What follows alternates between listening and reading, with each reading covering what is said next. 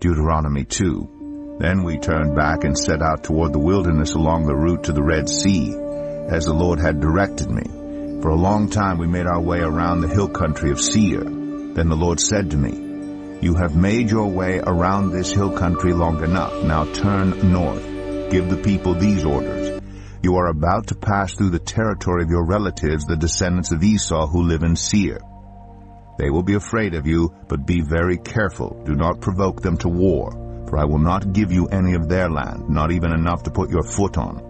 I have given Esau the hill country of Seir as his own. You are to pay them in silver for the food you eat and the water you drink. The Lord your God has blessed you in all the work of your hands. He has watched over your journey through this vast wilderness. These 40 years the Lord your God has been with you, and you have not lacked anything. So we went on past our relatives, the descendants of Esau, who live in Seir. We turned from the Arabah road, which comes up from Elath and Ezion-Geber, and traveled along the desert road of Moab.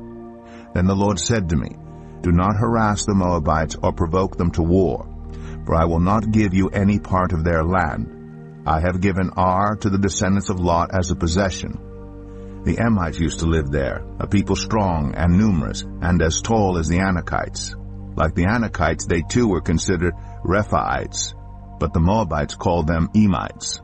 Horites used to live in Seir, but the descendants of Esau drove them out. They destroyed the Horites from before them and settled in their place, just as Israel did in the land the Lord gave them as their possession. And the Lord said, "Now get up and cross the Zered valley." So we crossed the valley. 38 years passed from the time we left Kadesh Barnea until we crossed the Zered valley. By then that entire generation of fighting men had perished from the camp, as the Lord had sworn to them. The Lord's hand was against them until he had completely eliminated them from the camp. Now when the last of these fighting men among the people had died, the Lord said to me, "Today you are to pass by the region of Moab at Ar.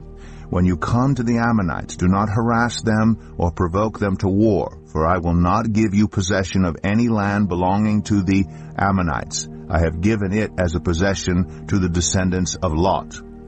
That too was considered a land of the Rephaites, who used to live there, but the Ammonites called them Zazumites. They were a people strong and numerous and as tall as the Anakites. The Lord destroyed them from before the Ammonites, who drove them out and settled in their place. The Lord had done the same for the descendants of Esau, who lived in Seir, when he destroyed the Horites from before them. They drove them out and had lived in their place to this day. And as for the Avites, who lived in villages as far as Gaza, the Caphtorites, coming out from Caphtor, destroyed them and settled in their place.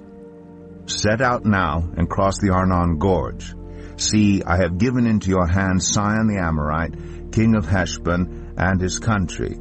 Begin to take possession of it and engage him in battle. This very day I will begin to put the terror and fear of you on all the nations under heaven.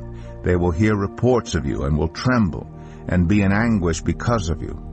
From the desert of Kedemoth I sent messengers to Sihon, king of Heshbon, offering peace and saying, "Let us pass through your country. We will stay on the main road. We will not turn aside to the right or to the left. Sell us food to eat and water to drink for their price in silver.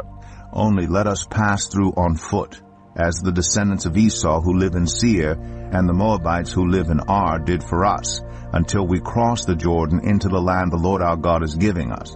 But Sihon, king of Heshbon, refused to let us pass through, for the Lord your God had made his spirit stubborn and his heart obstinate in order to give him into your hands, as he has now done.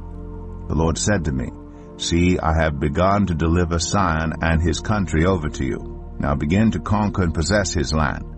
When Sihon and all his army came out to meet us in battle at Jahaz, the Lord our God delivered him over to us, and we struck him down, together with his sons and his whole army. At that time we took all his towns and completely destroyed them, men, women, and children. We left no survivors.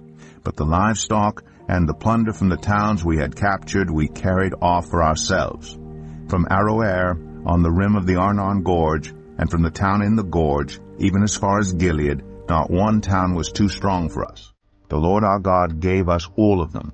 But in accordance with the command of the Lord our God, You did not encroach on any of the land of the Ammonites, neither the land along the course of the Jabbok, nor that around the towns in the hills.